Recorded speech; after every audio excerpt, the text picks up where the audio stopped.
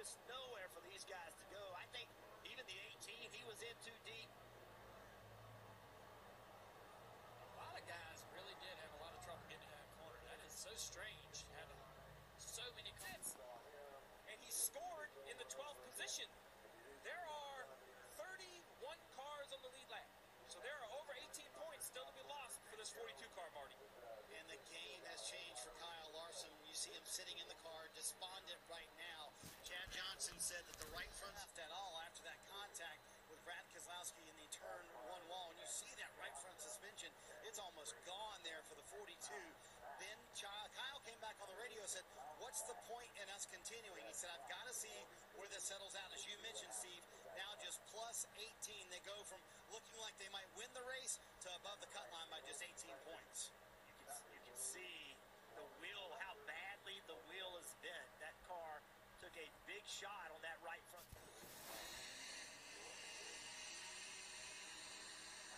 Jump tight with him here. Heavy's trying to come to the middle with the 2. Still inside. Tight left. Attack. Yeah, he did.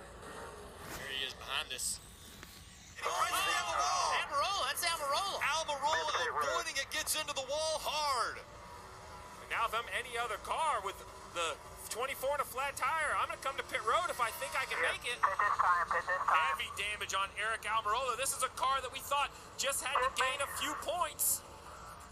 He was doing just enough to get done what he needed to get done today. Right now, he's showing.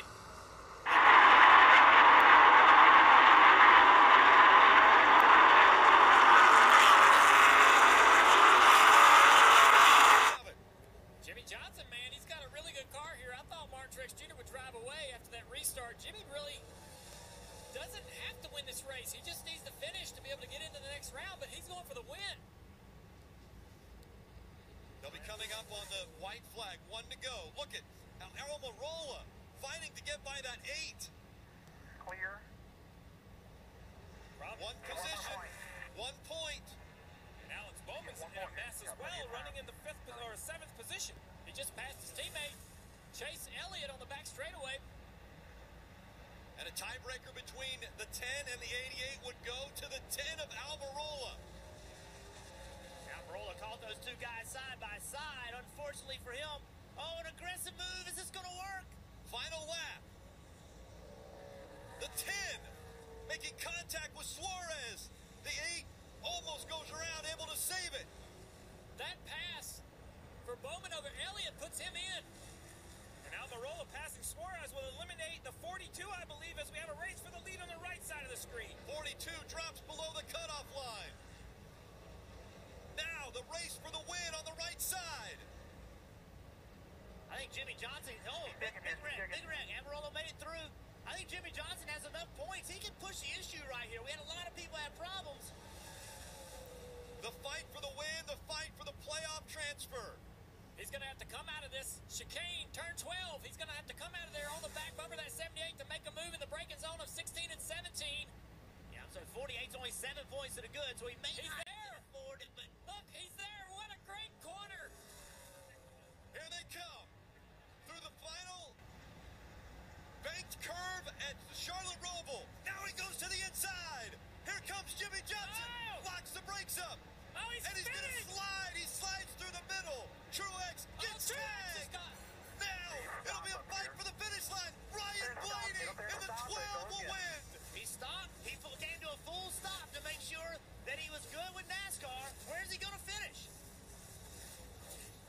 It's showing 1 point to the good. Oh, my car right here. You're going to see the 96 get spun out. Why this matters is because Kyle Larson needs this spot. So Jeffrey Earnhardt is sitting here backwards, and look at Larson into the wall, passes Jeffrey Earnhardt coming to the line. That's for a position. That's for a point. And because of that, there is now a question mark. We have the 42, the 10, and the 48 unofficially tied in the points. Wow. Hustle it. You've got to beat the 96. He knew you had to get past the 96. And he ended up in a tie. There was a 3-way tie between the 42, the 10, and the 48. And you out of it, just say any vehicle involved in minute incident goes on the damaged vehicle policy. And what that means is if there's a caution and you come down pit road and choose to work on the vehicle, you're put on a clock. You have 6 minutes to get out of pit road to get back on the track, and that's kind of a running clock anytime you hit pit road. And then the way it works is you have basically 3 laps to meet minimum speed. And if you don't meet minimum speed after that, your race is essentially over and you're scored as to that last lap. So in the case of Kyle Larson, his crew did all that, miraculously got him back out there. That 3rd lap was the end of the race. So he did not beat minimum speed, but was okay because he was within that 3-lap period, which is specified in the rule book. So he was legal and maybe a little less drama than what we experienced at the end of last week. And you were pretty upset at the end of that. I was wondering if you and Jimmie had spoken at all, or if your feelings on his move have changed at all. Oh, absolutely. Yeah, we actually spoke right after, literally like 20 minutes after the race, and I was mad, of course. I mean, it's natural, it's human to get mad in situations like that. That was a big race. That was a big day.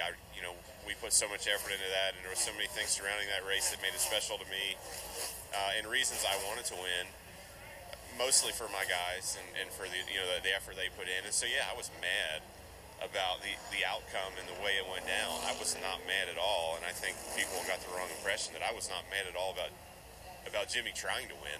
That's his job. That's what we all try to do every single weekend. He was trying to win the race. I get that. I was mad that he screwed up. So I told him, I said, I give you a lane. I got tight in turn 4, NASCAR turn 4. I was like, well, I'm not just going to try to slow down and block him, brake check him, whatever. I'm going to give him the inside lane because I don't want him on my right side, because if I give him the right side, he's probably going to clean me out. I gave myself the best opportunity to win that I thought to win. And I also gave him a chance to be able to make a move to win.